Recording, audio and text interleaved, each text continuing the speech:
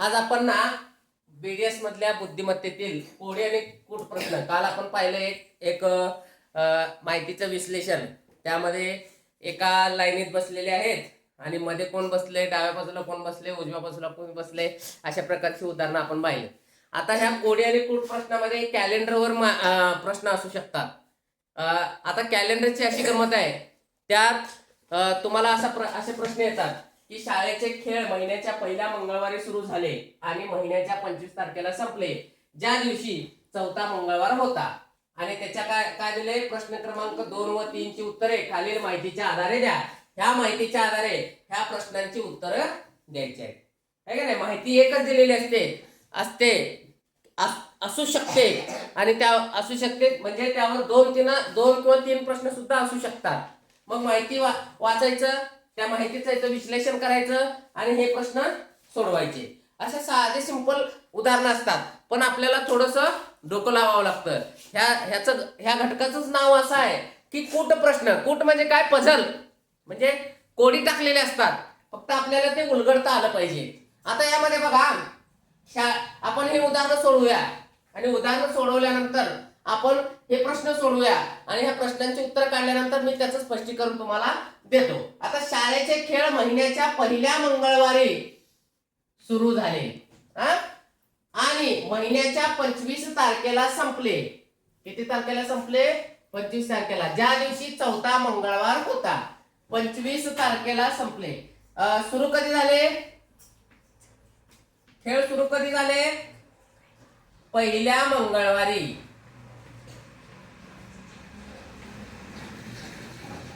पहिल्या मंगळवारी. तारीख किती आहे माहित नाही, बरोबर.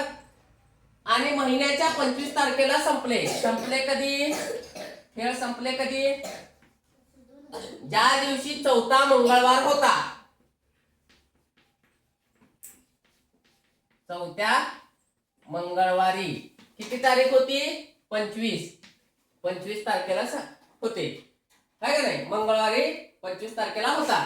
तर किती प्रश्न बघा, किती तारखेला खेळाला सुरुवात झाली? किती तारखेला माहिती आहे का आपल्याला? नाही, फक्त एवढं माहिती आहे की पहिल्या मंगळवारी झाली. त्या महिन्यात 13 तारखेला कोणता दिवस होता?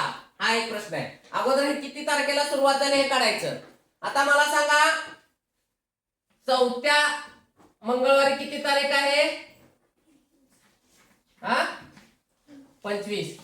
तिसऱ्या माहित नाही, दुसऱ्या माहित नाही, पहिल्या मंगळवारी किती असेल?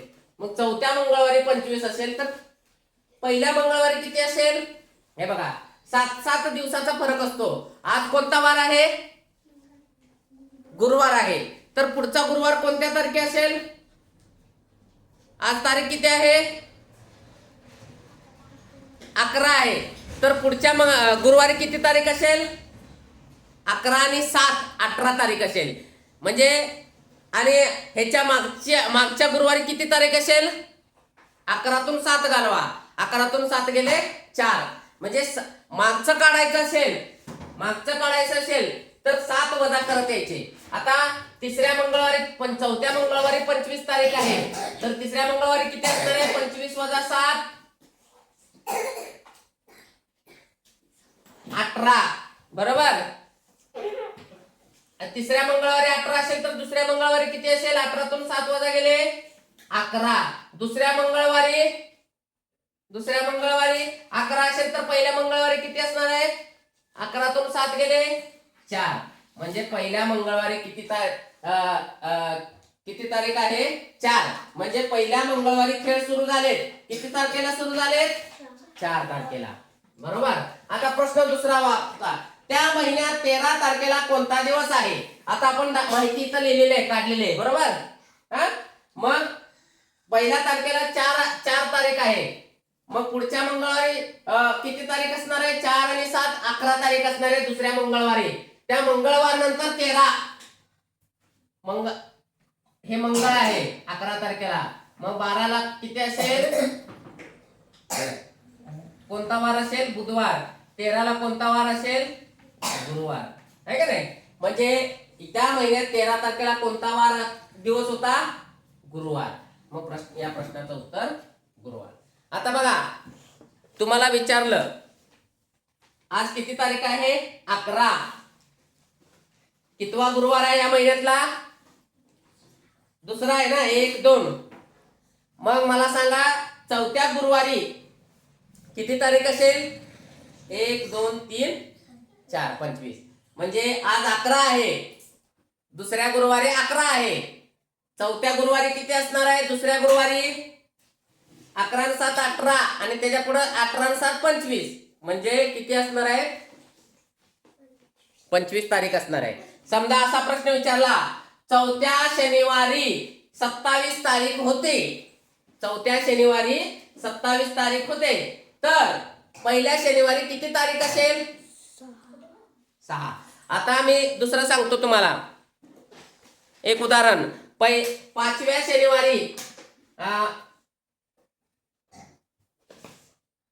5व्या मंगळवारी